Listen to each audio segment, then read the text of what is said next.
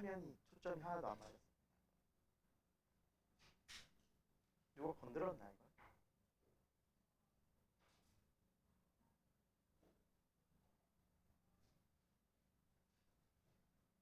네, 됐습니다.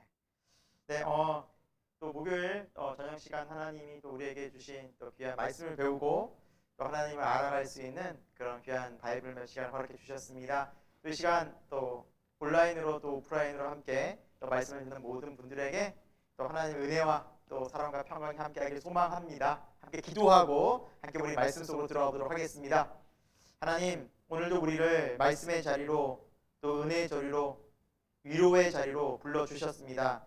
이 세상 살아가면서 우리가 어떻게 살아야 할지, 또 우리가 잘 가고 있는 것인지, 또 하나님, 우리가 또 상처받고 때로는 답답한 그런 마음을 가지고 살아갈 때 하나님의 말씀이 우리의 참된 위로와 또 소망과 힘이 될 줄로 믿습니다. 이 저녁 시간에 성령께서 이 말씀을 통해서 주시는 능력과 또 위로와 또 소망을, 또 하나님의 사랑과 또 하나님의 깊은 믿음의 영적 교제들이 회복되는 거룩한 시간들이 되게 하여 주옵소서. 주님께 모든 것을 의탁드리옵고 예수 그리스도의 이름으로 기도드립니다. 아멘. 네, 오늘 좀 부지런히 나가서 요한복음 이제 17장 오늘 이제 하게 되는데 몇 장 안 남았죠? 네, 그래서 오늘은 끝까지 한번 요한복음을 끝내고 다음 주부터는 이렇게 사도행전 우리가 들어가 보면 어떨까라는 생각을 갖고 한번 말씀 속으로 들어가 보도록 하겠습니다. 자, 요한복음 17장에는 예수님의 기도가 나옵니다. 예수님의 기도가 나옵니다. 예수님께서 늘 기도하셨고 또 예수님의 삶 속에는 항상 이 기도를 빼놓고는 또 얘기할 수 없을 정도로 자주 기도하시던 모습이 성경에 여러 군데 나오죠. 특별히 17장 한 장은 처음부터 끝까지 예수님의 기도입니다. 예수님께서 어떻게 기도하시냐면 첫 번째, 자신을 위한 기도. 두 번째는 제자들을 위한 기도. 세 번째는 이 교회이죠, 교회를 위한 기도. 성도들. 이렇게 큰 세 파트로 이제 기도를 하시는 것을 볼 수 있습니다. 우리 주님의 기도를 통해서 주님께서 이제 십자가를 지시기 전이잖아요. 바로 전. 그러니까 얼마나 절박하고 얼마나 중요하고 마지막에 어떻게 기도를 이렇게 하시는지 같이 좀 살펴보도록 하겠습니다. 첫 번째, 주님께서 하늘을 우러러 기도하시면서 이제 아버지여 때가 이르렀사오니 이 때란 무엇일까요? 이제 십자가의 때입니다.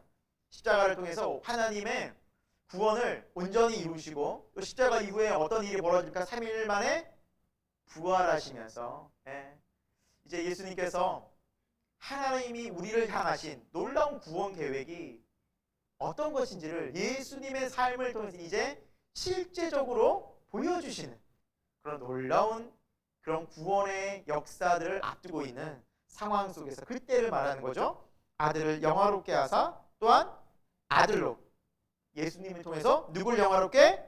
아버지를 영화롭게 하옵소서라고 기도하고 있어요. 그래서 예수님께서는 항상 하나님의 영광을 위해서 늘 기도하시고 또 그렇게 사셨던 분이십니다. 사실 십자가를 지시는 것도 예수님이 누구의 뜻에 순종하시면서 그 자리로 나아가셨습니까? 아버지의 뜻. 그렇죠. 하나님 아버지의 뜻.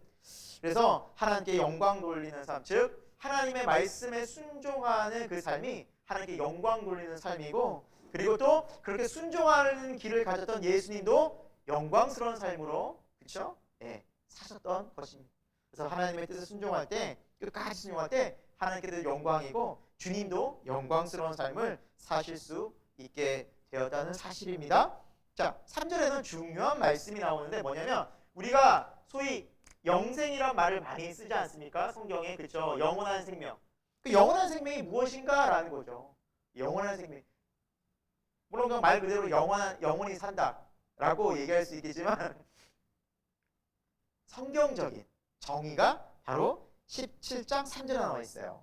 영생이란 참 하나님과 또 그가 보내신 자 예수 그리스도를 뭐 하는 것이다? 아는 것이다. 여기서 아는 것이란 여러분 우리가 뭐 지식적인 알을 뭐 이렇게 배워서 이렇게 아는 알미 아니라 여기서 알면 인격적인 알을 말합니다. 그래서 여러분 영생이란 뭐냐? 하나님 이런 분이시구나. 그리고 예수 그리스도 이런 분이시구나. 어떻게 알아요? 내 안에 성령님을 통해서 하나님이 어떤 분인지를 내 삶 속에 인격적으로 경험적으로 교제하면서 알아가는 것이 뭐예요? 영생을 살아가는 삶이라는 것이죠. 그래서 여러분 영생이 우리한테 주어졌다는 삶은 오해하시면 안 돼요. 아, 내가 영생 얻었네? 죽은 다음에 천국 가네? 이 정도가 아니라 영생을 얻었네? 그렇다면 내 삶에는 어떤 삶이 펼쳐졌다는 겁니까? 하나님 아버지와 교제하고 예수 그리스도와 교제할 수 있는 함께하는, 그러면서 알아가는 거예요. 아, 주님이 이런 분이시고 주님 이렇게 나와 함께 하시는구나. 오늘도 나를 이렇게 위로하시는구나. 주님과 함께하는 삶이 영생이에요.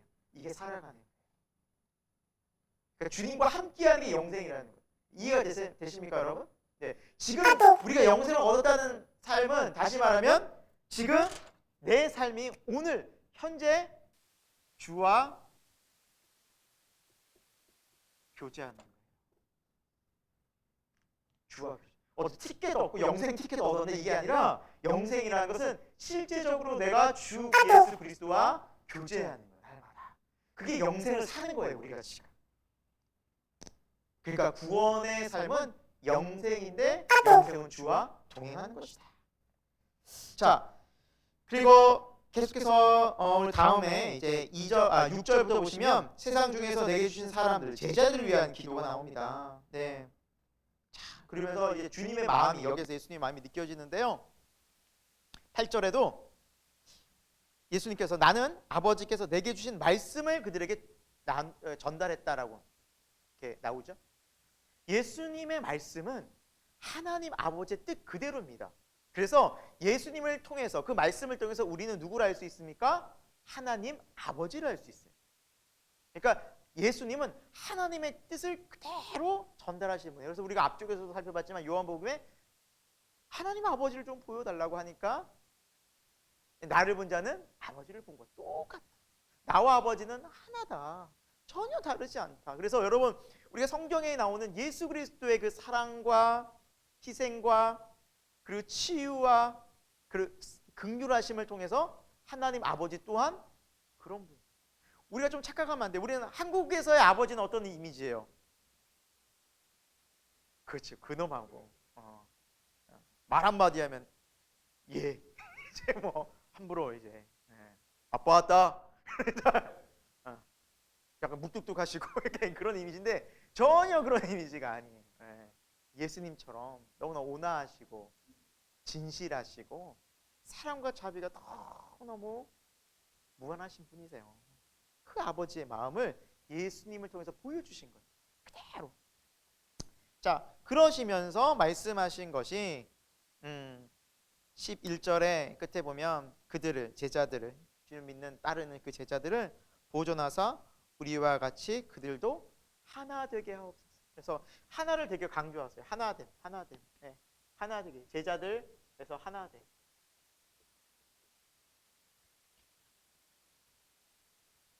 우리와 같이 하나 되게. 이 여기서 우리라는 누구일까요? 성삼위일체 하나님. 삼위일체 하나님처럼 친밀하게 교제하고 연합하는 그 연합함이 오늘 우리에게도 예수님을 따르는 제자들에게도 있게 하옵소서. 하나 되게 하옵소서. 그리고 12절에도 이제 그들을 보존하시고 멸망치 않게 하옵소서. 그리고 끝까지 그들을 지켜주시고 끝까지 이 믿음을 영생의 길을 가도록 지켜달라는 기도인 거죠. 그리고 13절에는 어떻게 기도하고 계십니까? 내 기쁨을 그들 안에 충만히 가지게 하옵소서. 주님의 기쁨, 이 자주 표현되죠. 내 기쁨을 너에게 줍니다. 내 기쁨, 주님의 기쁨, 빼앗을 자가 없는 것. 그 주님의 마음, 평안한 마음. 그래서 세상이 감당치 못할 믿음을 우리에게 주님을 주기 원하시는, 그러니까 다 주시기 원하시는 거예요. 그러니까 예수님의 그런 삶은 사실 우리에게 모든 것을 주셨지만 예수님께서 그런 말씀하셨잖아요. 내가 올라가고 내가 너에게 지금 떠나는 것 같지만 오히려 너희는 내가 없음으로 인해서 내가 한 일도 하고 오히려 나보다 이 일보다 더 큰 일도 하리라 약속하셨죠. 누구를 통해서? 성령님을 통해서. 그러니까 그만큼 우리에게 예수 그리스도는 모든 것을 주시는 거예요. 모든 것을. 예. 우리 이 세상 살면서 부족함 없이 우리 중요한 내적인 영혼의 평강과 기쁨으로 살아가자. 그래서 우리 항상 기뻐하라, 쉬지 말고 기도하라, 범사에 감사하라. 이것이 그리스도 예수 안에서 너희를 향하신 하나님의 뜻이니라. 항상 기뻐하는 삶. 또 15절에는 어떻게 말씀하고 있습니까? 악에 빠지지 않게 그들을 보자. 그러니까 늘 죄악된 세상, 유혹 많은 세상 속에서 주님이 우리를 위해 늘 기도하십니다. 악의 시험에 들지 말고. 그러니까 하나님의 마음은 우리가 자꾸 죄악된 세상에 넘어지고 또 좌절되고 낙심하는 것을 안타까워하세요. 진짜 긍휼히 여겨보시는. 그래서 다시는 거기에 넘어지지 않도록, 빠지지 않도록, 죄 때문에 고생하지 않도록 하시는 것이 주님의 마음인 거예요. 그래서 그를 위해서 주님께서 우리를 위해서 기도하고 계시는 거죠. 그리고 17절에 진리로 거룩하게 하옵소서. 그 진리가 뭐예요? 하나님의 말씀이라는 거예요. 말씀으로 거룩하게 하옵소서. 우리가 말씀을 볼 때 말씀 안에서 우리의 삶이 거룩하고 분별되어지는 세상에서 어떻게 살아야 되는구나. 이건 하나님 뜻이 아니구나. 말씀을 따라갈 때 우리는 거기 안에서 진리를 발견하고 진리 속에서 우리는 거룩해지는 그런 길을 가고 그런 길을 갈 수 있다라는 거죠. 또 이렇게 말씀하십니다. 18절에 아버지께서 나를 세상에 보내신 것처럼 나도 그들을 세상에 보내었고. 우리를 또 세상에 보내십니다. 그리스도의 마음과 하나님의 사랑을 모르는 사람들에게 보내시기 원하십니다. 이것이 또한 예수님의 마음이고 또 보내시면서 기도하시는 예수님의 중보입니다. 우리로 세상에 왜 보내실까요?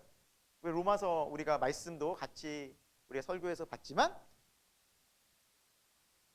보내심을 받은 자가 없이 어떻게 그들이 듣겠느냐. 어떻게 그들이 믿을 수가 있어요? 전하는 자가 없이 어떻게 그들이 듣고 믿을 수 있겠느냐.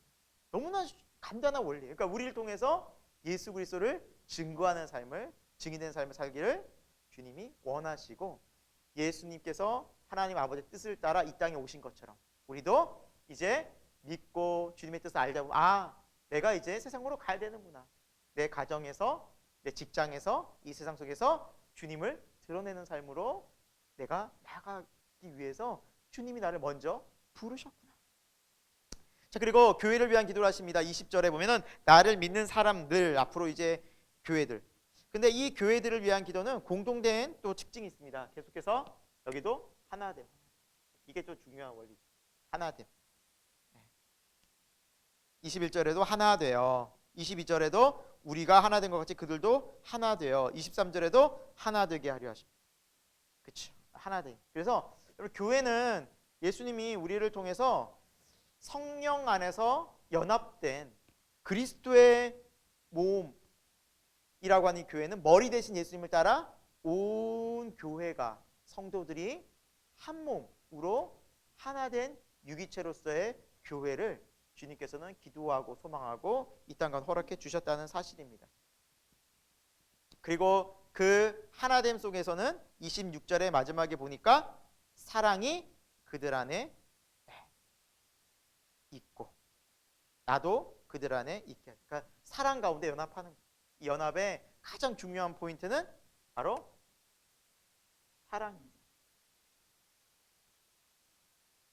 그래서 사실 우리의 신앙과 믿음은 하나님과의 깊은 영적 교제 속에서 사랑을 알아가는 것이고 또 이 배운 사랑을 나누는 거예요. 교회 안에서 용서하고 이해하고 우는 자들과도 같이 울고 우는 자들도 함께 기뻐하면서 이 형제 자매가 사랑의 공동체를 형성. 이것이 바로 거룩한 교회 공동체라. 이 교회를 위해서 주님은 미리부터 기도하시고 지금도 중보하시는 분이시라는 사실입니다. 자, 이렇게 주님께서는 하나님 아버지께 간절히 기도를 드리시고 어떻게 되셨냐면 18절에 드디어 잡히십니다. 그래서 1절에 보니까 기드론 시내 건너편이라고 하는데 여기 겟세마네입니다. 감람산. 이 지역을 말하고요. 항상 주님께서 때때로 기도하시던 장소였는데 이제 주님은 다 아시죠. 4절에도 보니까 예수님께서는 이제 그 당할 일을 다 아셨다 그랬죠. 그렇죠? 예수님은 다 아시는 분이시죠. 이제 곧 때가 왔다. 때가 왔다. 십자가의 때, 구원의 때가 왔다. 그리고 이제 예수님을 이제 가룟 유다가 이제 앞장서서 은 30에 예수님 어쨌거나 팔고 그 대제사장과 그 무리들과 함께 종들과 함께 찾아오죠. 잡으려고. 그리고 이제 그 주님이 이제 잡혀가시기 때 주님께서 하신 말씀이 있어요. 8절에 보니 여러분 밑줄 안 치셨군요. 네, 넘어가도록 할게요. 자, 10절에 시몬 베드로가 이제 그 오는 그 예수님을 잡으러 오는 사람들을 향해서 칼을 들고 예수님을 보호하기 위한 마음이었겠죠. 그렇죠? 그 진심이었겠죠. 예수님 잡혀가는 것을 막기 위한. 근데 이것은 인간적인 방법이었죠. 그리고 또 무력, 즉 하나님이 기뻐하시지 않는 다분히 인위적인 베드로의 생각대로 대제사장의 종, 여기 이름 말고라고 나오죠. 이 종의 구체적으로 오른편 귀를 딱 베버립니다. 그래서 막 피가 막 낭자하고 여기 근처에 막 칼을 댔으니 막 갑자기 막 난리가 났겠죠. 소리 지르고. 그때 예수님께서 다른 복음서에는 이제 여기서 안 나오지만 귀를 고쳐주세요. 고쳐주세요. 왜? 예수님은 십자가의 길을 가시는 것을 이미 아시고 제자들에게 다 말씀해 주셨잖아요. 그런데 베드로는 지금 그걸 막고 있는 거예요. 인간적인 생각과 마음 때문에. 어쨌든 예수님께서는 그 길을 가십니다. 예정된 길이었고 구원의 길이었기 때문에. 그리고 첫 번째 13절에 안나스라는 이제 대제사장에게로 가는데요. 그가 누구였냐면 가야바의 장인이라고 합니다. 그래서 당시 대제사장은 이제 두 명이 있었습니다. 두 명의 이름이 다 나오는데 소위 그런 거 있잖아요. 섭정이라고 하지 않습니까? 그래서 형식적으로는 이제 가야바라는 이제 대제사장이 있었지만 뒤에서는 이제 안나스라는 어떻게 보면 장인으로서 사위인 거죠. 사위를 세워놓고 어떤 자기가 뒤에서 이제 배후에서 이렇게 다 또 조종도 하고. 그래서 같이 섭정을 했던 상황이었던 것 같습니다. 섭정.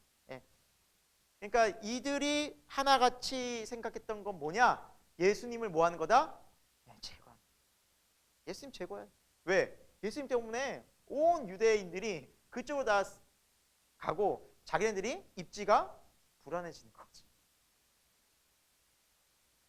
그렇게 대제사장인 안나스에게 이제 끌려가고 그러면서 신문도 받으시고 하는 상황이 펼쳐지고요. 그 상황 속에서 이제 베드로의 부인하는 장면들이 이제 세 차례 등장하게 됩니다. 17절에 먼저 첫 번째 문지키는 여종이 이제 베드로를 알아보고 얘기하는데 부인하고 아니다라고 이야기를 하게 되죠. 그다음에 19절부터 대제사장이 신문을 하기 시작합니다. 19절부터 너가 뭐 때문에 이러냐? 너 교훈이 뭐? 너 가르친 내용이 뭐냐?라고 이제 딱 물어요. 그런데 예수님께서는 내가 이미 20절에 보면 드러내놓고 세상에 다 말하지 않았느냐? 난 항상 가르쳤다. 그 내용 그대로다. 라고 답변을 하십니다. 그러니까 궁금하면 그들에게 물어봐라라는 거예요. 난 이미 다 얘기했다. 그러니까 대제사장은 자기 권위를 가지고 자기가 말하면 딱 듣고 순종할 줄 알았는데 예수님은 거기에 뭐 끄떡도 하지 않고 나 이미 다 얘기했어. 다 얘기했어. 모르면 그들에게 물어봐. 딱 이렇게 얘기하시는 거죠. 그러니까 22절에 이 말을 듣고 대제사장의 그 아랫사람 하나가 예수님을 손바닥으로 예수를 탁 손으로 쳤다라는 표현이 있어요. 그렇죠? 이런 소위 얘기하는 이런 버르장머리 없는 하면서 어디 감히 대제사장이면 당시 종교적으로는 그렇죠? 가장 높으신 분인데 거기 앞에서 답변이 성의가 없어 하면서 뺨을 맞으신 거예요. 예수님은 그 치욕스러운 모습 속에서도 끝까지 십자가의 길을 가시기 위해서 참으시고 말씀하신 거죠. 그리고 24절에 또 대제사장 가야바에게 또 보냅니다. 왜 이곳저곳을 보냈을까요? 예수님이 아무리 뭐 흠집 내고 찾으려고 해봐야 없는 거예요. 이것저것 건드려봐야 없어서 또 다시 보냅니다. 그래서 그 밤에 예수님은 계속해서 이제 끌려다니십니다. 그런 길을 가는 과정에 25절, 26절에 베드로가 이제 3번 부인하는 장면이 나오죠. 예. 뭐 이 장면은 우리가 많이 이제 봤기 때문에 넘어가도록 하고요. 자, 28절부터는 이제 결국 대제사장들에 의해서 여러 가지 신문을 받고 그들이 누구에게 보내냐? 빌라도에게 보냅니다. 왜 빌라도에게 보냈냐면 지금 이 예수님을 죽이고 싶었지만 유대인의 법률적으로는 예수님을 죽일 수 있는 그런 법적 근거가 없었어요. 그래서 로마의 형법을 따라서 반역죄라든지 이런 죄로 죽이려고 보냈던 거예요, 빌라도. 그래서 빌라도의 재판을 통해서 그 유죄를 선고받으면, 반역죄를 선고받으면 이제 예수님을 죽일 수 있으니까 그쪽으로 몰아갔던 거죠. 그러니까 예수님을 죽이고 싶어서 안달이 났던 상황이었던 것이죠. 자, 관정으로 이제 끌려가고 있습니다. 근데 참 재미있는 사실은 28절에 보면 이렇게 나와 있어요. 그들은 관정, 그러니까 빌라도가 있는 관사로 갔는데 그곳에서 더 이상 가지 않아요. 이 사람들은, 유대인들은. 왜 그럴까요? 더럽힘을 받지 아니하고 유월절을 보내고자 합니다 라고 나와 있어요. 그들에게는 무슨 법이 있었느냐? 이방인의 집에 들어가면, 이방인과 함께하고 이방인의 집에 들어가면 부정하다는 그들 랍비들이 만든 규약이 따로 있었어요. 그러니까 율법에 나와 있는 규약이 아니라 랍비들이 또 그런 규약을 만들었어요. 그래서 이제 잠시 뒤면 이제 다음 날이면 이제 6월절이 될 텐데, 저기 6월절 잔치가 이제 시작될 텐데 이제 그런 날에 자기네들이 부정하게 또 안식일을 부정하게 보낼 수 없기에 그 자리로 안 갔다는 거예요. 여러분 얼마나 이게 어폐가 있습니까? 이 안식일, 6월절 누구 때문에 또 누가 제정하신 겁니까? 하나님이. 하나님이 보내신 아들 예수님을 십자가에 죽이려고 하면서 자기들은 정작 하나님의 율법을 지키려고 하고 있어요. 그러니까 이것이 얼마나 잘못된 외형주의, 형식주의, 자기식대로 해석한 얼마나 인간적인 마음에서의 신앙생활, 종교생활이었겠습니까?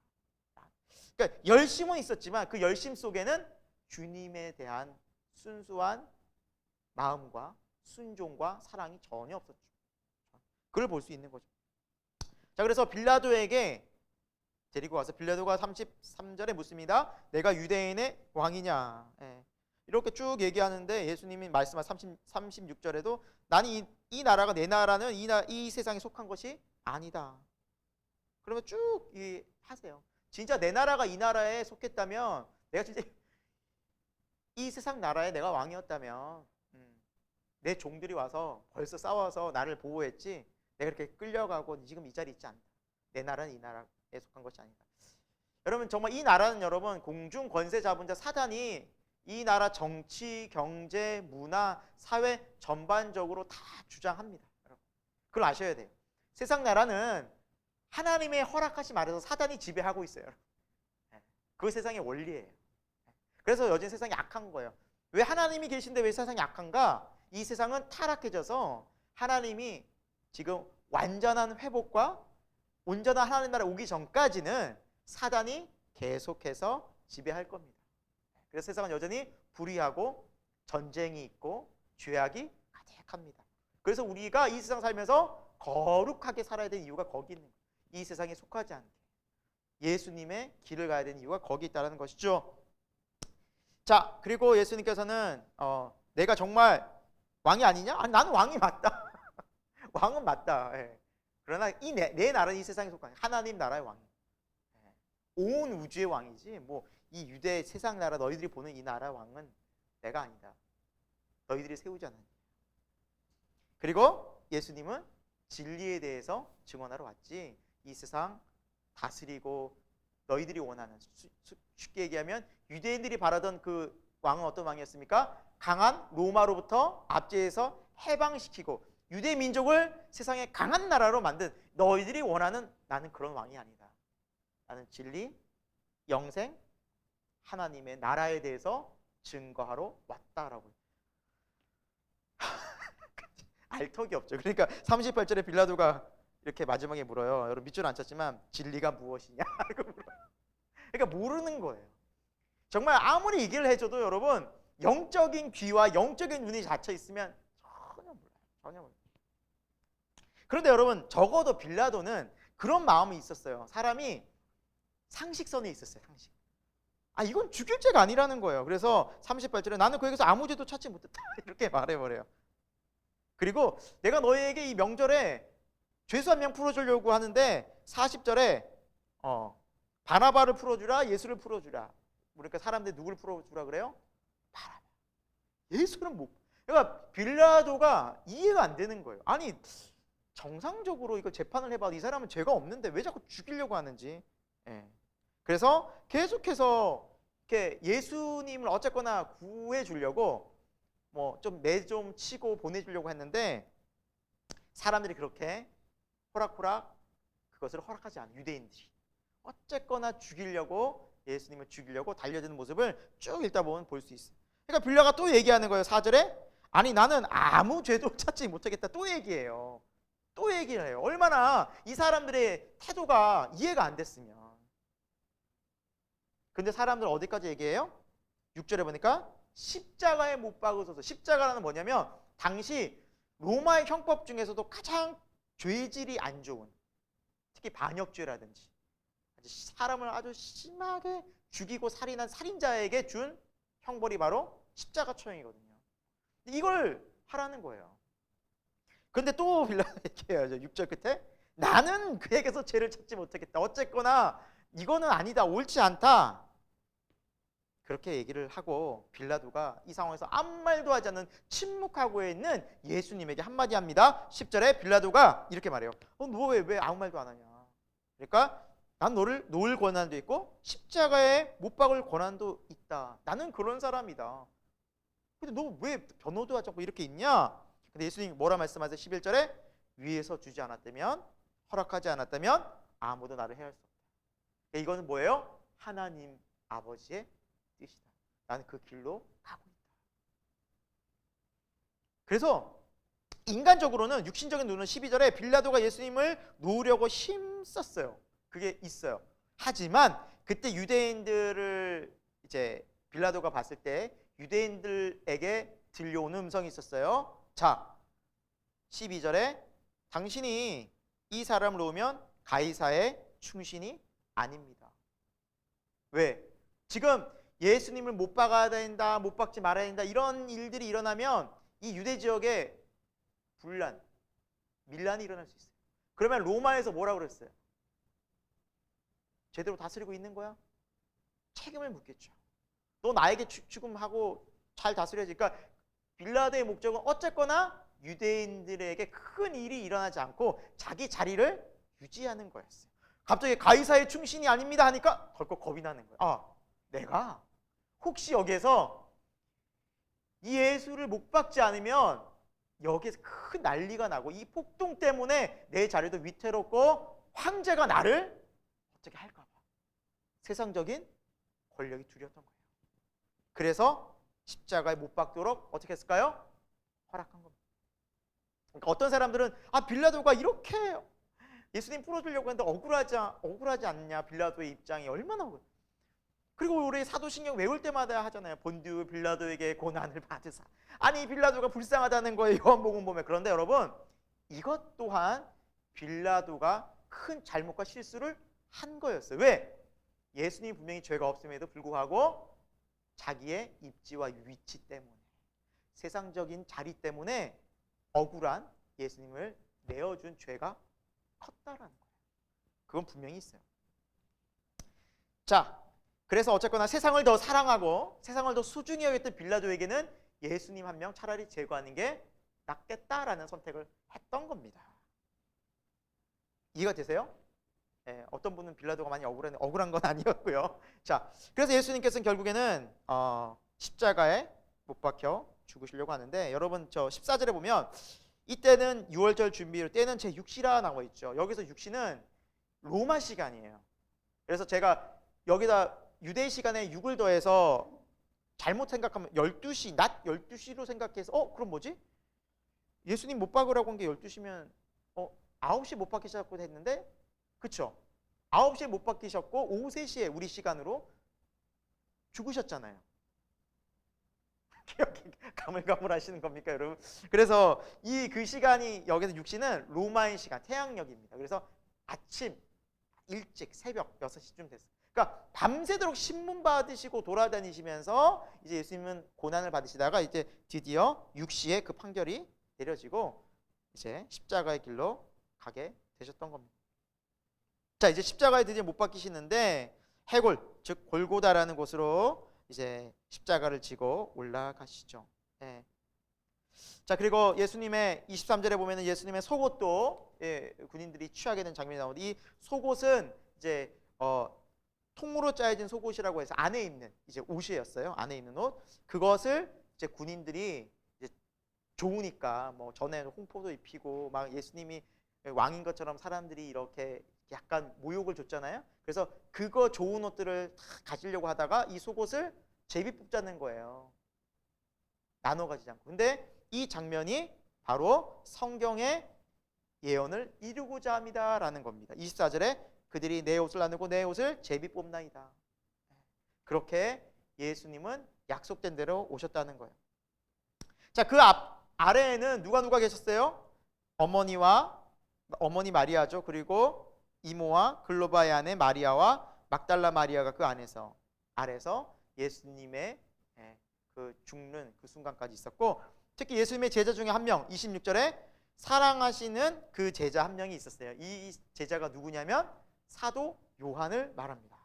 그래서 예수님께서 마지막에 여자여 보소서 아들입니다 하시고 이제 제자에게 마지막 27절에 내 어머니라라고 이제 사도 요한에게 육신의 부모였지만 그래도 예수님이 끝까지 이 땅에서 자신을 길러줬던 육신의 부모까지도 책임 있게 그 삶을 사도 요한에게 맡기는 장면이 나오죠.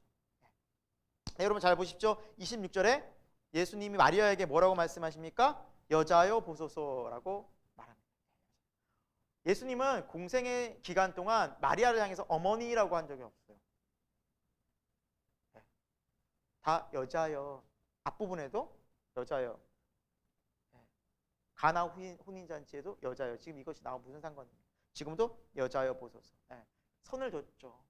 그러니까 예수님은 육신의 마리아의 몸을 입고 태어나시긴 했지만 성령으로 잉태되신 것이었고, 예수님은 한 분 아버지만을 모시는 하나님의 유일한 아들이셨어요. 그래서 육신적으로 뭐 마리아, 그래서 좀 카톨릭에서는 성모 마리아고 해서 굉장히 좀 이렇게 성상도 세워놓고 그러지 않습니까? 예수님은 전혀 그것을 성경 어디에서도 인정한 부분이 없어요. 어머니란 부분이 우리가 인간이 만드는 성모라고, 거룩한 어머니라고. 성경 어디에도 거룩한 어머니 마리아는 표현 없다라는 사실입니다. 그래서 여자예요. 자, 그리고 예수님께서는 마지막에 이렇게 죽음을 이제 맞이하십니다. 28절, 29절, 30절, 그리고 마지막에 30절에 다 이루었다 하시면서 이제 죽음을 맞이하게 되시죠. 무엇을 다 이루셨다는 말씀일까요? 십자가를 통해서 온전한 구원, 하나님과의 화평 다 이루었어요. 그러니까 우리 인간이 여기 뭐 보태고 우리 인간이 뭔가 해야 될 게 없어요. 어떤 노력을 하고 순종을 더해서 혹은 선행을 더해서 뭔가를 이루는 게 아니에요. 다 이루셨어요. 이미 끝났어요. 십자가에서. 그러니까 십자가가 하나님 안에서, 내 안에서 놀랍게 경험되어지고 구원의 은총이 내게 임하는 것을 경험되어질 때 그것이 비로소 내 안에 영생과 또 부활을 소망하는 온전한 구원을 이룬 유일한 길이 바로 십자가뿐이라는 사실입니다. 그걸 우리는 잊지 말아야 될 것입니다.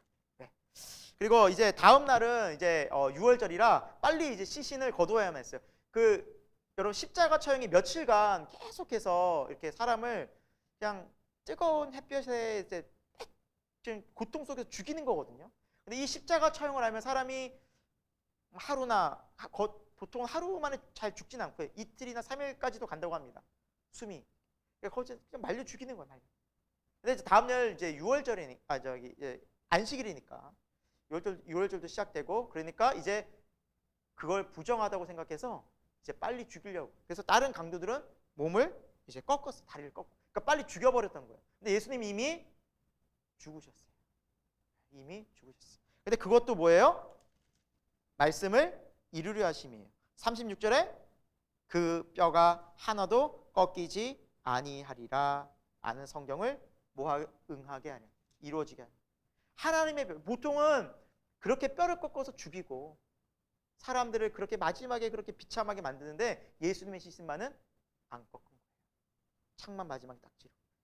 그래서 그러니까 성경의 구약의 말씀 그대로 예수님이 죽으셨다라는 것을 보여주기 위한. 그러니까 메시아는 예수 그리스도 한 분이라는 거예요. 그래서 성경에 예수님이 이렇게 죽으시고 오시고 이렇게 말씀대로 부활하실 것이다라는 수많은 예들이 오직 누구에게만 이루어졌냐면 예수님에게만 정확히 이루어졌어요. 예수님. 확률적으로 따져도 확률이 나오지가 않아요. 한 사람에게 이렇게 벌어질 확률이. 그만큼 하나님은 우리에게 강력한 분명한 증거들을 보여주셨다는 거예요. 성경의 약속을 통해서, 이루어진 것을 통해서. 자, 그리고 이제 38절부터는 예수님이 이제 죽으시고 이제 장사를 치러야 되는데 누가 거기에 선뜻 나서겠습니까? 그렇죠? 제자들 다 도망갔고 아무도 없어요. 그렇게 호언장담했던 베드로도 부인하고. 그때 누가 나타납니까? 아리마대 사람 요셉입니다. 네. 그는 부자이기도 했고 주님의 제자였는데 이제 원래는 그걸 좀 숨겼어요. 두려워했어요. 왜? 유대 사회에서는 예수님 따른다고 하면 출교를 당하고 자신의 모든 사람들이 박탈. 그런데 예수님이 마지막 순간 그 죽으심 앞에서 자신을 드러낸 거예요. 자, 나 이제 난 죽어도 좋다. 내가 제자인 것을 드디어 나는 밝히겠다. 어떤 손해가 와도 감수하겠다. 하고 당당하게 빌라도에 가서 예수님의 시신을 구합니다. 지금 예수님의 시신은 어떤 시신이에요, 여러분? 반역죄, 신성 모독죄로 죽이면 돼요. 그러니까 이걸 갖고 갈 수가 없는데 빌라도가 또 내어줍니다. 그래서 자신의 새 무덤에 붙이게 하죠. 그때 또 39절에 누가 나옵니까? 니고데모. 앞부분에 나왔던 니고데모도 예수님의 제자로서 자신을 오픈합니다. 여러분, 그래서 정말 위기 상황과 정말 어떠한 고난 상황에서 신앙이 드러납니다. 진짜 신앙은 고난 속에서, 위기 속에서, 역경 속에서 드러납니다. 다른 데는 잘 모릅니다. 이 사람이 진짜 신앙이 있는지 없는지. 진짜 믿음은 이때 드러납니다. 이 두 명은 이제 자신을 당당히 드러냈습니다. 니고데모도 무략 침향 섞은 것을 이제 마지막 장례를 치기 위해서 100리트라쯤 가지고 왔다는데 이것을 이제 오늘날로 환산하면 약 2kg 정도 되는 굉장히 많은 양의 귀한 것들을 예수님께 드립니다. 자, 그렇게 예수님의 십자가의 처형이, 죽음이, 또 장례가 이루어지면서 20장으로 넘어가게 됩니다. 자, 예수님이 이제 무덤 속에 묻히시고 다음날 안식일을 보냈습니다. 유대인의 안식일을 일하면 돼요, 안 돼요? 안 되잖아요. 유대인의 안식일은 토요일이었어요. 그래서 여러분, 예수님께서 금요일날 죽임을 당하시고요, 그렇죠? 십자가 처형당하시고, 그러니까 토요일날 유대인의 안식이, 유대인의 안식.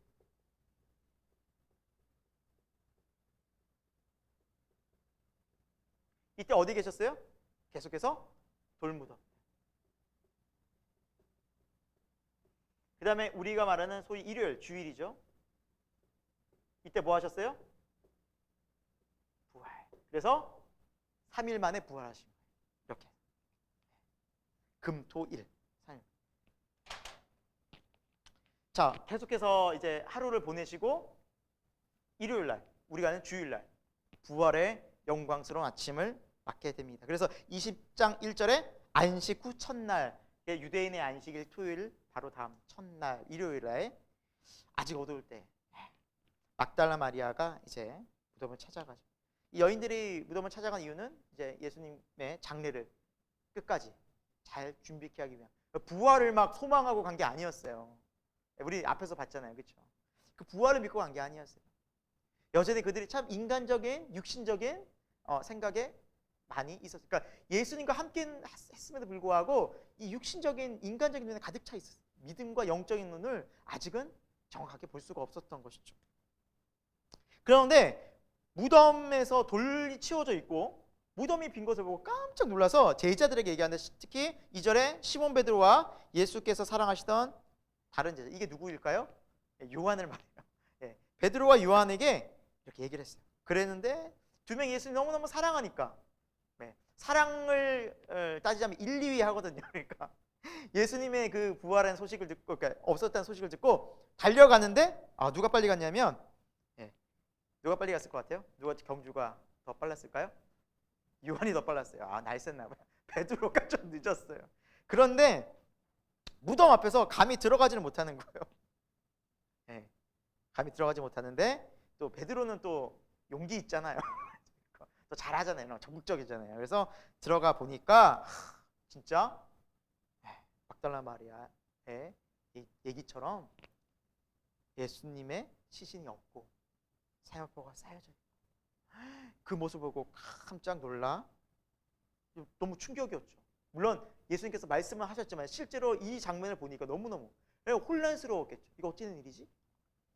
어떻게 이런 일이 벌어지지? 되게 혼란스러웠겠죠.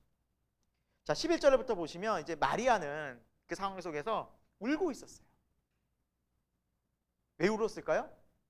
예수님의 시신이 없어서. 예수님, 그러니까 슬픈 감정이 왜 들었냐면, 예수님께서 그렇게 죽으실 때도 갑자기 이렇게 죽임 당하시면서 장례도 온전히 치러지지 못. 그러니까 우리 그런 마음 있잖아요, 여러분. 이번에도 이제 코로나 때문에 장례들이 이렇게 온전히 치러지지 못하시고 사랑하는 부모님이나 가족을 갑작스럽게 떠나보낸 가족들의 마음, 얼마나 이게 두고두고 마음에, 그러니까 사랑하는 분을 이렇게 되게 온전히 마지막에 장례를 치러지지 못한 마음은 사랑하는 가족이나 사랑하는 지인에게는 정말 마음이 너무나 남는 거예요. 슬픈 거예요. 그러니까 그 마음이 안타까웠던 거예요. 예수님을 그렇게 사랑했던 주님의 제자였던 것이죠. 울고 펑펑 우는 거, 주님 하면서. 그때 흰 옷 입은 두 천사가 나타나죠. 왜 우느냐? 왜 우느냐? 어째 이렇게? 그러니까 그 자세하게 우리 읽어보면 나와요. 예수님의 시신을 어디 두었는지 알지 못하겠습니다. 어떻게 하면 좋습니까? 그때 누가 나타납니까? 15절에 예수께서 어찌하여 울며 누구를 찾느냐? 그런데 보세요. 마리아가 그를 보면서 동산지기인 줄 알고, 당신이 어디로 옮겼거든 좀 일러주소서. 예수님이 이제 그러니까 아직도 막 긴가민가 한 거예요. 지금 막 정신이 없는 거예요. 정신이 없고, 예수님 봐도 동산지기, 그러니까 동산 지키는 사람인 줄 알고 예수님 살아왔다는 생각은 꿈에도 못하는 거예요. 그때 16절에 예수께서 마리아야. 근데 그 음성이 자기가 며칠 전, 몇 개월 전 계속해서 듣던 그 사랑의 음성, 바로 라본, 라피어, 예수님을 향하죠. 그렇게 얘기를 하고, 붙잡으려고 하니까 나를 붙들지 말라. 나는 아직 아버지께 올라가지 않았다. 그리고 그 예수 그리스도를, 부활하신 예수님을 만나게 되죠. 그래서 사실은 처음으로 이렇게 만나는 사람은 막달라 마리아. 베드로도 아니고 요한도 아니고 막달라 마리아. 내가 주를 보았다. 그리고 그가 18절에 보니까 제자들에게 탁 막 얘기하죠. 너무 놀랐어. 너무 기뻐서 막 얘기를 하죠. 근데 제자들이 안 믿었던 것이죠. 이제 그냥 그 말이 공모하고 정말이야? 하면서 더 큰 건 두려움이. 왜? 예수님이 이렇게 처참하게 죽으신 걸 보고 자기네들도 또 죽을까 봐 무서워가지고 19절에 보니까 저녁 때 안식 후 전에, 그러니까 주님께서 부활하셔서 이렇게 말씀대로 부활하셨는데 저녁 때 제자들은 유대인들을 뭐해서? 두려워해서 문 꼭 걸어 잠그고 문 다 닫고 있는데 누가 찾아오셨어요? 예수께서 오사 벽 뚫고 오신 거예요. 벽 뚫고 오신 거예요. 부활의 문. 부활. 이거 어떻게 가능해? 가능해요. 그럼 부활은 이제 우리가 이 땅 가운데 사는 시공간의 제약을 뛰어넘는, 우리 영생의 몸을 입잖아요. 영생의 몸은 시간과 공간을 초월하는 거예요. 영원히 사는 몸. 우리 이제 육신의 몸이잖아요. 이거 안 되는 거예요. 못 들어요. 이거. 못 들어요. 못 들어요. 우리는 제한적이에요. 동시에 어디든 못 가요. 근데 예수님이 부활하신 모습 보면 뿅뿅 하고 나타나시고 벽도 막 뚫고 시공간의 제약을 그 영생을 사는 몸을 보여주신 거예요. 몇 차원의 공간에 우리는 거할지도 몰라요. 하지만 주님께서는 우리가 과학으로 설명할 수 없는, 인간의 이성으로 다 알 수 없는 부활의 몸을 보여주신 거예요. 그래서 벽을 뚫고 오셨어요.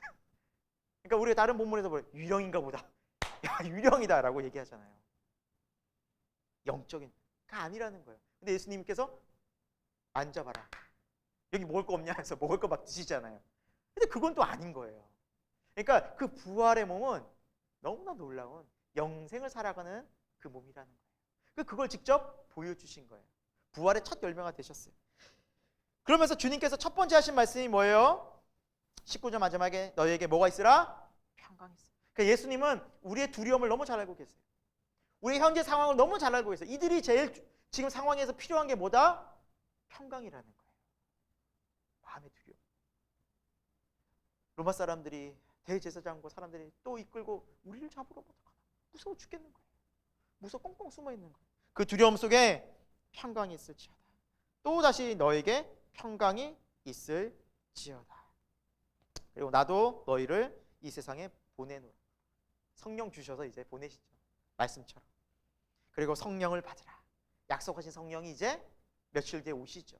그래서 주님은 하나님의 뜻대로 오셔서 십자가를 지시고 또 예수 그리스도의 인생과 모든 삶들이 하나님의 예정하신 약속대로 그대로 성취되는 것을 볼 수 있어요.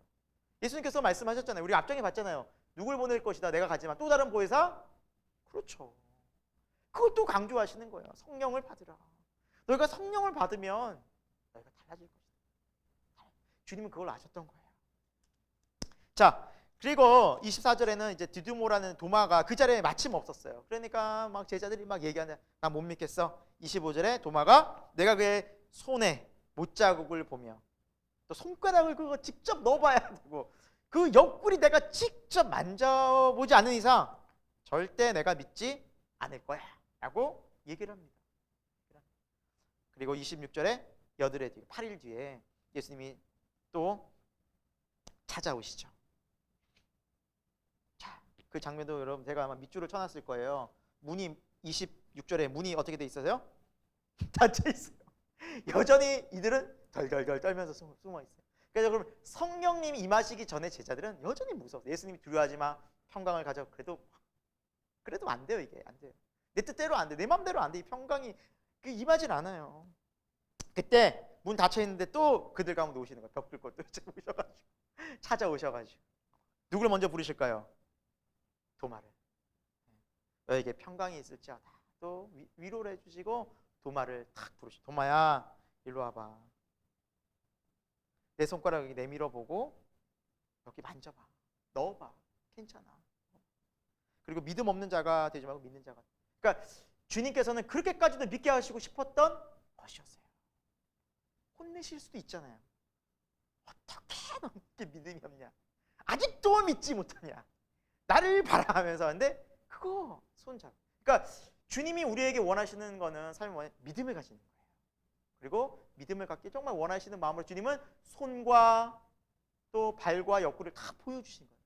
믿어. 꼭 믿는 자가 되라. 그러자 도마가 뭐라 얘기합니까? 28절에 나의 주님이시고 나의 하나님 맞습니다. 정말 부활하신 그 예수 그리스도가 맞습니다. 그리고 너는 나를 본고로 믿느냐? 보지 못하고 믿는 자들은 복되도다. 여러분 예수님 꼭 봐야 믿겠다라는 분들이 있어요. 보여주면 안 보이는데 어떻게 믿냐라는 분들이 있어요.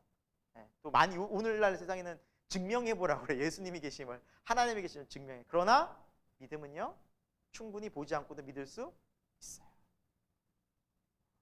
저도 보지 않고 믿어져요. 근데 그게 더 복되다고 주님 말씀하십니다.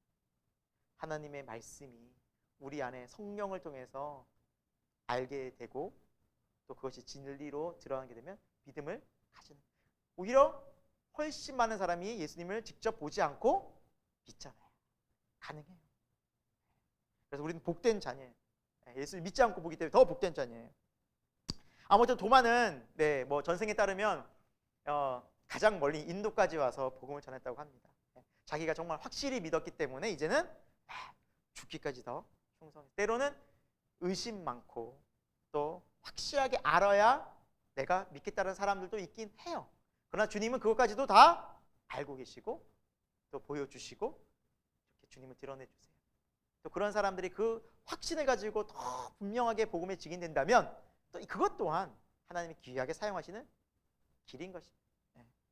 자, 그리고 이제 31절에는 귀한 또 말씀, 이 책을 이제 요한복음을 기록한 목적이 있는 거. 우리 같이 한번 읽어볼까요? 시작.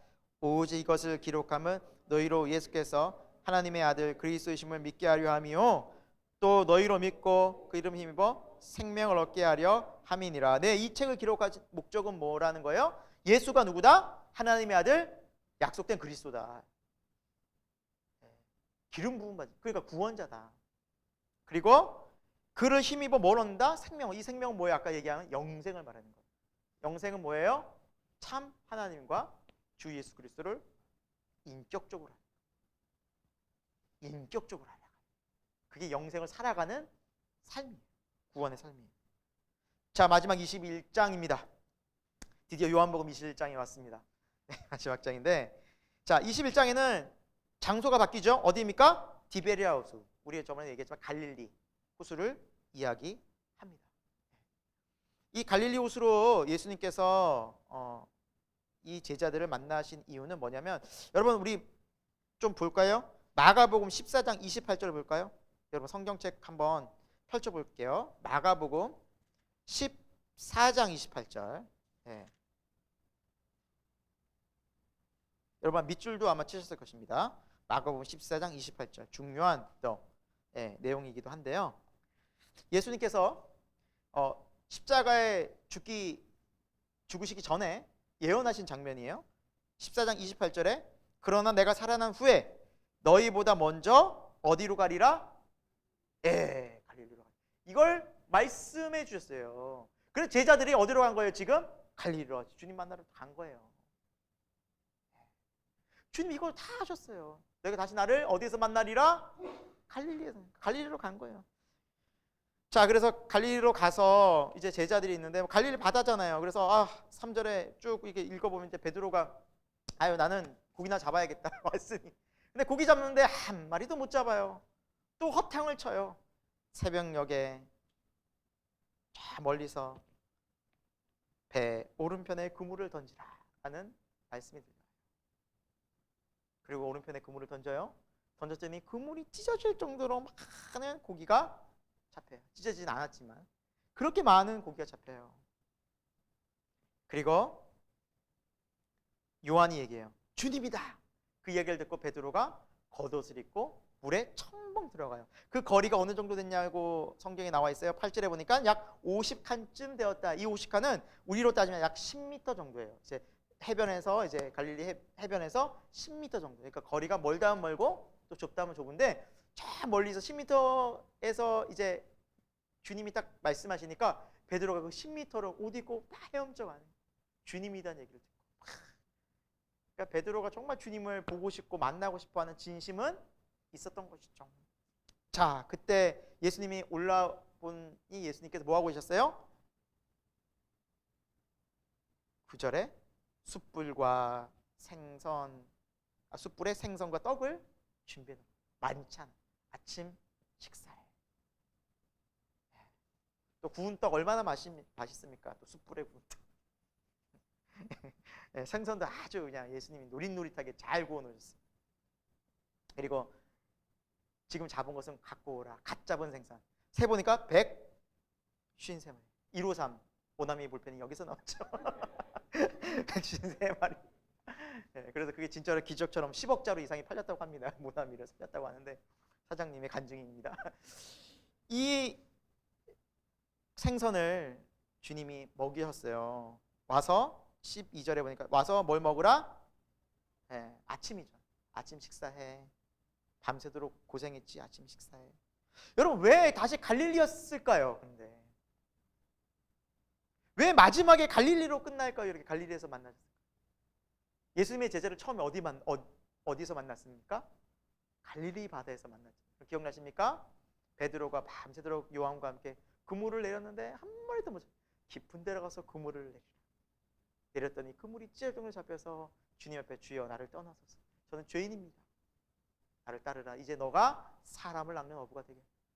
베드로, 야고보, 요한 그렇게 다 따르지 않았습니까? 갈릴리는 예수님이 제자들 만나신 그 장소예요. 그리고 갈릴리 출신들이 많아요. 제자들 중에. 지금 상처받고 실패감과 좌절감에 낙담되어져 있었던 제자들을 처음 만났던 주님을, 처음 주님을 만난 그 설레임의 장소였던 갈릴리로 다시 부르면서 다시 시작해. 나와 함께. 그걸 알려주신 거예요. 너희 다시 일어날 수 있어. 실패하고 좌절하고 낙심하여 두려움 가운데 있었던 제자들에게 다시 첫사랑을 회복시켜 주시고 첫 믿음을 회복시켜 주셔서 그때 그 마음으로 다시 시작합니다. 주님이 이런 분이세요. 주님의 사랑이 이토록 놀랍고 은혜로우신 거예요. 제자들은 불과 며칠 전만 해도 다 예수님 부인하고 도망치고 자기 살겠다고 덜덜덜 떨면서 그런 삶을 살았던 이 무기력하고 답답한 제자들을 오히려 혼내시지 않으시고 다시 갈릴리로 부르셔서 첫사랑과 첫 믿음을 회복시켜 주시는 그 주님의 마음이 바로 하나님의 마음, 또 하나님의 아버지의 마음이라는 사실입니다. 주님, 우리가 믿는 하나님이 이런 분이세요. 항상 우리에게 기회를 주시고 포기하지 말라고, 낙심하지 말라고, 내가 너와 함께라면 너는 할 수 있어라는 믿음을 주시는 분이세요. 자, 15절에 조반을 먹은 후에 베드로야 베드로 이제 부르시죠. 베드로는 이제 마음속으로 올 것이 왔구나. 이제 주님과 이제 계산할 것이 있는 거죠. 베드로가 순간 얼마나 마음이 두려웠겠어요. 그때 제자들한테 그랬잖아요. 이 사람들은 다 버릴지라도 제자들 팔았잖아요. 나는 주님을 나를 버리지 않고 주님 지켜드릴게요. 그러니까 베드로가 정말 두려운 마음으로 갔을 텐데 그때 예수님께서 베드로를 뭐라고 부르세요? 요한의 아들 시몬아. 15절에 베드로 반석. 이 이름은 굉장히 부담스러워요. 무슨 반석이야, 반석이.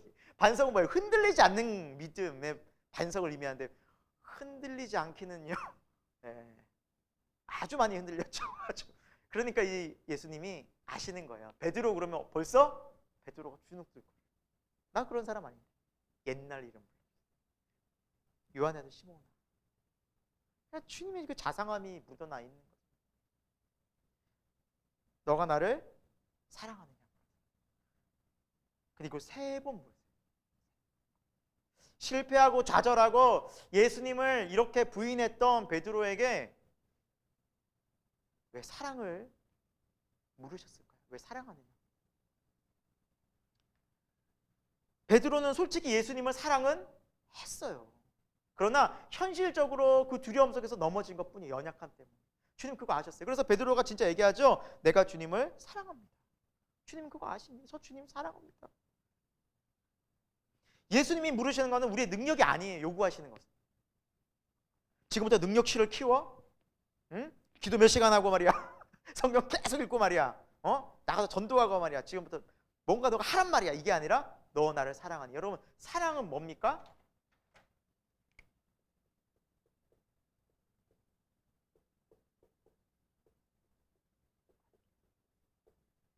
여러분 사랑은 관계예요.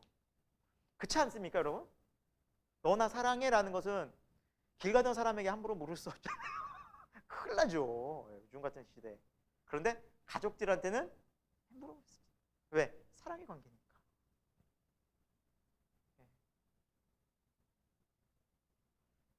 관계가 깊어지고 또 그 사람을 진심으로 아끼면 이거 물어. 너 나 사랑해? 아빠 나 사랑해? 우리 애들이 잘못하고 그 말을 혼나서 그렇게 물어. 아빠 나 사랑해?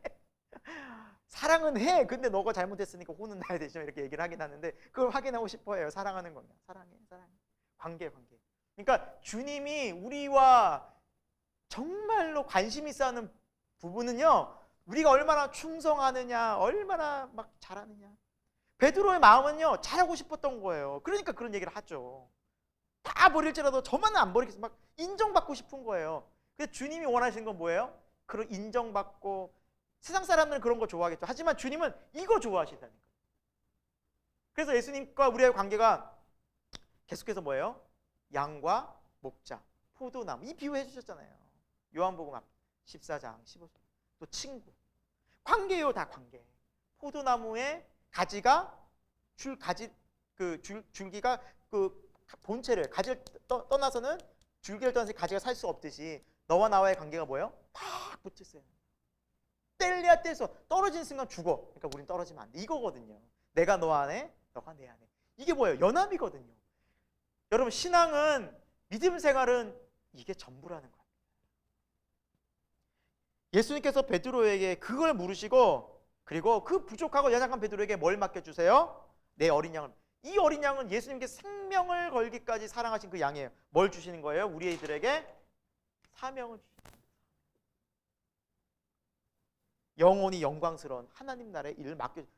부족하고 연약한 우리들에게. 이것이 하나님의 뜻입니다. 변치 않는 뜻입니다. 우리가 능력이 있어서 주님께 쓰임받느냐? 천만에. 우리가 죄를 안 지어서냐? 아닙니다. 부족하고 연약하지만 내가 주님 사랑합니다. 그리고 부족하지만 내가 주님을 따라가기 원합니다. 그 믿음 보시고 주님은 우리를 사용하신다는 겁니다. 세상이 말하는 능력, 세상이 말하는 자신감, 경험치가 아니라는 것입니다. 주님과의 관계입니다. 적어도 베드로는 순수하게 주님을 사랑했어요. 실패하고 넘어지고 때로는 주님을 부인했을지라도. 그러니까 우리가 죄가 많고 넘어지고 연약한 부분이 있습니다. 그럼에도 불구하고 우리 가운데 하나님이 늘 우리에게 물으시는 건 뭡니까? 네가 나를 계속해서 사랑하는, 나를 따라오려느냐. 그 마음이. 그리고 주님께서는 베드로에게 너가 이제 젊어서는 원하는 곳으로 다녔지만 늙어서는 남이 너에게 띠띠우고 원치 않은 곳에 데려가리라. 그래서 주님 나라를 위해서 마지막에 황제 네로에 박힐 때 순교를 하게 되죠. 죽임을 당하게 됩니다. 자, 그래서 하나님께 영광을 돌리고 순교를 하게 되는데 베드로가 또 물어요. 20절에 예수님이 사랑하시는 제자 요한이 참 궁금한 거예요. 그래서 21절에 베드로가 주님 이 사람은 어떻게 되겠습니까? 여러분 있죠. 21절에 이 사람이 누구냐면 요한이. 약간 경쟁 관계 있을 것 같아요. 더 사랑받고. 그러니까 자꾸 베드로, 그러니까 이 성경책에서는 보면 요한 보면 주님이 사랑하시는 제자, 자꾸 이런 표현이 있어요. 요한도 은근히 내가 주님 더 사랑받는다라는 약간 그런 게 있었던 것 같아요. 둘이서 경쟁 관계였던 것 같은 느낌이 드는데 이 사람 어떻게 됐습니까? 말하니까 예수님께서 뭐라 말씀하세요? 네가 상관할 바가 아니야. 그러니까 너는 왜 자꾸 남 비교하려고 하니? 너의 길을 가렴. 넌 나를 따르면 돼. 이거 여러분 신앙생활에서 되게 중요한 원리예요. 신앙생활 하다 보면 은근히 경쟁심이 생길 수 있어. 나랑 같이 신앙생활 이렇게 비슷하게 시작했고, 아니 오히려 내가 정말 먼저 믿은 것 같은데 저 사람 더 쓰임 받고 말이야, 막 많은 하나님께 영광 돌린 것 같은데 나는 뭔가 아니에요. 주님 이걸 원하시는 게 아니라, 이걸 보시는 게 아니라 그들은 그들의 달란트가 있고 나에겐 나의 달란트. 여러분 비교하다 보면 놓친 게 뭐냐면 내가 받은 하나님의 놀라운 은혜와 달란트들을, 은사들을 그 비교하느라고 거기 집중하지 못하고 감사하지 못하고 기뻐하지 못하면서 보낼 수 있어요. 그러니까 주님과의 관계를 놓쳐버릴 수 있어요. 그래서 베드로가 그 말씀을 딱 듣고 아멘 하고 있어요. 그래 요한 너는 너의 인생 가, 이제 난 주님을 따를게 라고 하고 나중에 베드로와 요한이 같이 사역 잘하죠. 기도하면서. 자, 이제 마지막입니다. 이렇게 예수님께서는 이제 제자 베드로를 회복시켜 주셨죠. 괜찮아, 다시 일어나. 너 나 사랑하잖아. 그러면 돼. 우리의 관계가 그게 중요한 거야. 그게 쓰임 받는 거예요. 쓰임 받는 거예요. 자, 그리고 24절에 이 기록들이 참됨을, 이거 진실이라는 거죠. 그리고 25절의 마지막에 예수님께서 행하신 일들을 너무나 많아서 이 책을 다 기록하기에는 세상의 모든 책을 다 동원해도 부족하다. 그만큼 예수님의 사역이 너무너무 많은 거예요. 그래서 저희들이 이제 그런 얘기들을 이제 신대원 준비할 때 그런 얘기 했어요. 성경이 66권인 게 너무 감사하다. 책을 줄여주셔가지고. 이 66권이 아니라 660권이었으면 우리는 신학교 거의 어떻게 공부하고 들어가야. 그래서 너무너무 감사하게 주님이 딱 필요한 만큼 예, 우리에게 주셨다. 충분하다라는 거죠. 하나님의 말씀 우리 요한복음을 오늘 이제 마무리를 이제 했습니다. 여러분 요한복음을 이제 쭉 읽으시면서 다른 복음서와는 다른 요한복음만의 좀 특징이 있었죠. 정말 다른 복음서에는 예수님의 사역 위주로 나왔다면 요한복음에서 예수님이 어떤 분이신가, 그렇죠? 예수님의 인격적인 분, 예수님의 사랑, 그런 관계들이 굉장히 중요하구나라는 것을 우리가 알 수 있죠. 여러분 한 주간이 아니라 여러분 매일매일의 삶 속에서 누구와의 관계? 예수님과의 관계. 이게 신앙생활의 전부예요. 어디에 계신? 내 안에 계신. 이거를 더 깊이 알아가고, 정말 내 안에 주님이 계신가? 잘 모르시는 분들은 여러분 오늘부터 기도하시고 하나님 앞에 나가시기 바랍니다. 내 안에 주님이 계신지 안 계신지 모르고 신앙생활하는 것만큼 정말 안타까운 일도 없기 때문입니다. 이게 영생이기 때문입니다. 혹 내가 주님을 발견하지 못하고 모르겠다면 혹 내 안에 영생이 없을 수도 있기 때문입니다. 사랑하는 여러분, 내 안에 영생이 있다면 주님과의 관계가 내 안에서 친밀하게 이루어지게 되는 것입니다. 이것이 신앙입니다. 이것이 구원의 삶입니다. 여러분의 생활 모든 삶의 순간순간 속에서 예수 그리스도와의 깊은 영적 교제가 날마다 새로워지는, 그 안에서 항상 기뻐하고 늘 기도하고 늘 감사할 수 있는 모든 주님의 제자들, 하나님의 택한 백성 되길 축원드립니다. 기도하고 마치도록 하겠습니다. 하나님, 우리에게 영생이 무엇인지를 알려주셔서 참 감사합니다. 우리는 하나님을 모르고 이 세상에서 즐거움과 행복과 기쁨을 찾으려고 부단히 애를 써봤지만 어떤 것으로도 우리의 마음이 채워지질 않았습니다. 하지만 예수님을 만나고 예수님 안에서 우리의 모든 영혼에, 우리의 모든 마음이 그분 안에서 참된 만족과 감사와 기쁨과 평안을 누리게 된 줄로 믿습니다. 예수님만이 우리의 유일한 소망이요, 예수님만이 우리의 유일한 사랑인 것을 우리가 잊지 않고 늘 주님과 교제할 수 있는, 또 주님과 함께할 수 있는 살아있는 믿음 되게 하여 주옵소서. 한 주간도 이 믿음 안에서 감사하며 살다가 거룩한 주일, 우리 주님이 부활하셔서 하나님의 영광스러운 또 그 부활의 영광 가운데 우리에게 찾아오시는 놀라운 은혜가 있게 하여 주옵소서. 예수 그리스도 이름으로 기도드립니다. 아멘. 감사합니다. 한 주간도 여러분 승리하십시오.